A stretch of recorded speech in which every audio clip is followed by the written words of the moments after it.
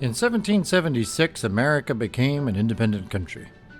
What was to become current-day Ontario was a British colony ruled by England at the time. In 1781, under Article 11 of the Articles of Confederation, the American founding fathers invited what was to become Upper and Lower Canada to become states in this new country. Today, Upper Canada is known as Ontario, and Lower Canada is Quebec. Our British overlords declined the offer, and the local population was not even notified of the offer. But today, Ontarians should have a say in the future of their province and their lives. Our democracy, called Ontario Canada, is owned by we, the people. We are like shareholders. We are all supposed to have an equal say. As such, we should have the right to decide its fate and ours. A handful of politicians should not make this decision for us as to whether or not Ontario should join the United States. This very same handful of politicians has created this current-day disaster in Ontario that we, the citizens, have to live in and pay for. Most of us born in Canada don't even recognize this country.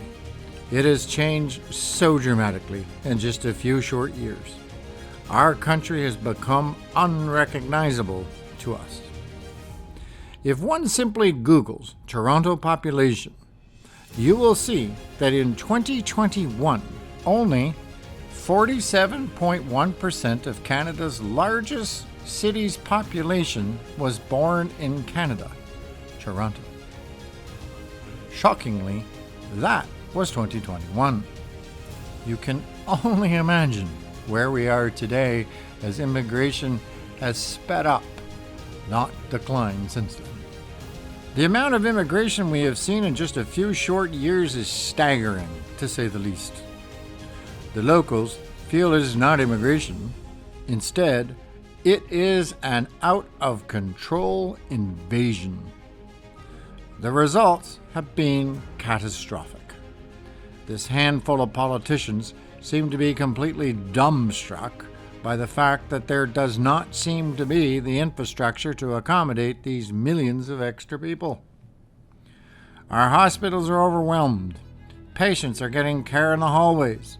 People born in Canada who have paid all of their lives into the system and are now retired are getting their hospital care in hallways.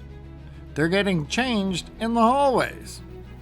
What is happening is unbelievable. And waiting to see a specialist? Good luck. You can take up to a year to see one. People wait for up to 4.5 months for open heart surgery in Ontario today. We go to work every day in gridlock. We have accidents everywhere, daily now, with all of these new drivers on the road. Everything we do now takes longer, so we give up hours more every week of our lives to accommodate these new people. Many of these new foreigners they're bringing in are buying up the properties as quickly as they become available. The result has been skyrocketing housing costs. Young people, 30 and 40 years old, are now banished to their basement of their parents' homes, never having the opportunity of home ownership because we decided to bring in millions of extra people.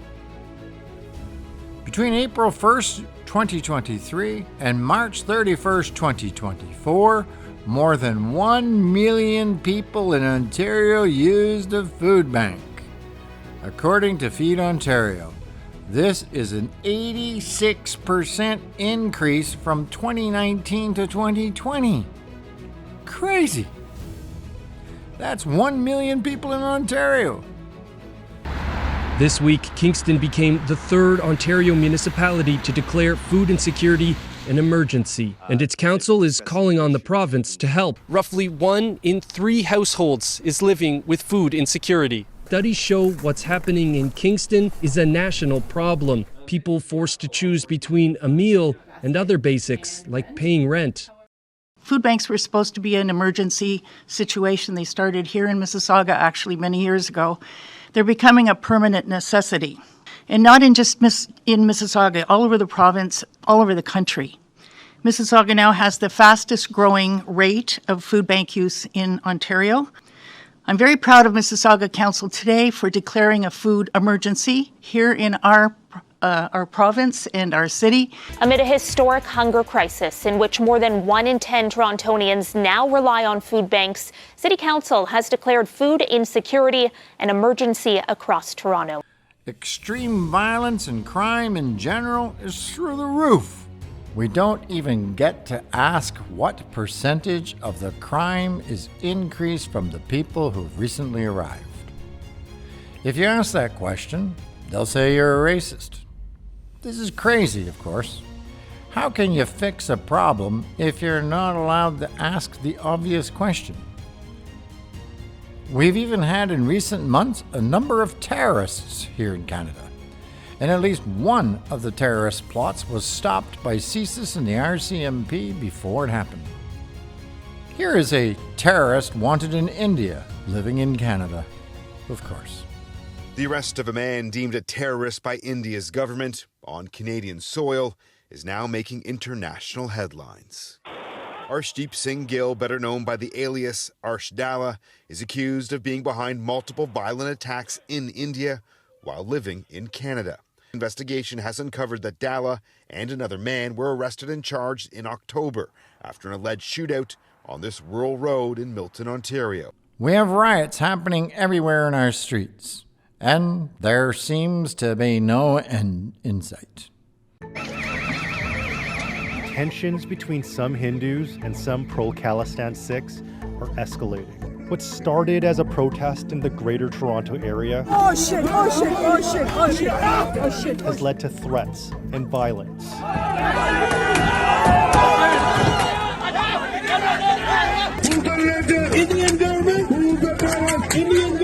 This man is calling for the Indian Army to attack Sikh temples in Canada.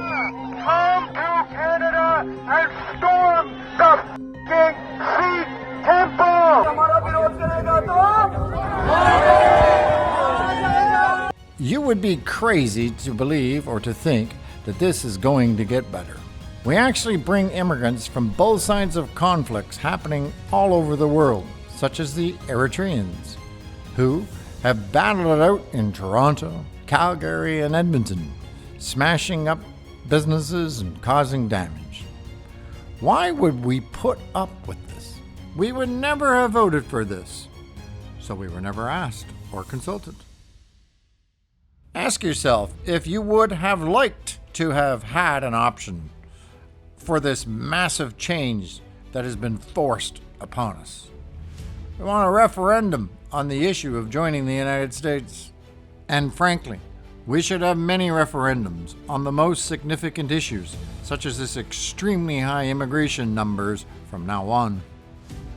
The referendum could be done utilizing something we could call, say, a democracy card, where everyone of voting age is issued one with the same or similar security as your bank card. And on any given day, we vote on a particular matter. This would be true democracy, and we would rein in some of the massive corruption that we all pay for every day of our lives because of these politicians. An interesting exercise would be to see how much America would offer every man, woman, and child in Ontario to join the United States. What dollar amount? For example, suppose they offered us $500,000 each. In that case, I think many of us would be very interested in reviewing the matter in detail and considering it, especially if it permanently removed these tariffs. One of the political parties should have the intestinal fortitude to say, we have the right, and we should all have a say and confirm a referendum will happen. Donald Trump should be asked to accept the outcome of the referendum, no matter the outcome. In exchange for the referendum, would he permanently remove the tariffs? Whether Ontario voted for or against. I know this would not be in the best interest of most of our politicians, as they could not get away with their financial gains they usually do, but it should not be just about them. Most Ontarians of voting age would prefer to have a say, yay or nay. The point is that every Ontarian of voting age should have the right to say yay or nay. It is time that we, the people, take democracy back. And a card program like this could be the first step. If Ontarians consider joining the U.S., every citizen could receive up to $500,000 USD. Like and share this video with your friends if you want in. Spread the word. Let's have a say.